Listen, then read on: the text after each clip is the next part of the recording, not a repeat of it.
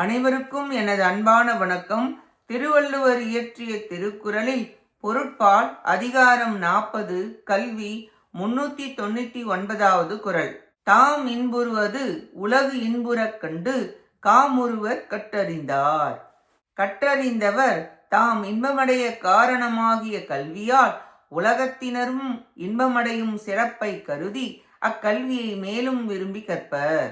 கற்றறிந்தவர் ஒரு விஷயத்தை படிக்கும் பொழுது அந்த கற்பதனில் பொருள் அறிந்து அந்த விஷயத்தில் மிக இன்புறுவர்.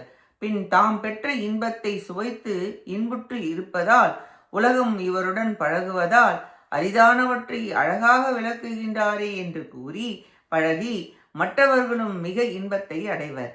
வியப்பர், மெய்சிலிர்ப்பர், அறிவு கண்டு திகைப்பர். கல்வியில் பொருட்களைப் போல் ஈட்டலும் காத்தலும் இழத்தலும் என கஷ்டம் கிடையாது. ஆர்வத்தோடு படிப்பவர்களுக்கு இழப்பதற்கு வாய்ப்பில்லை, பகையும் வராது. கல்வியால் தானும் மகிழ்ந்து மற்றவர்களையும் மகிழ்விப்பர்.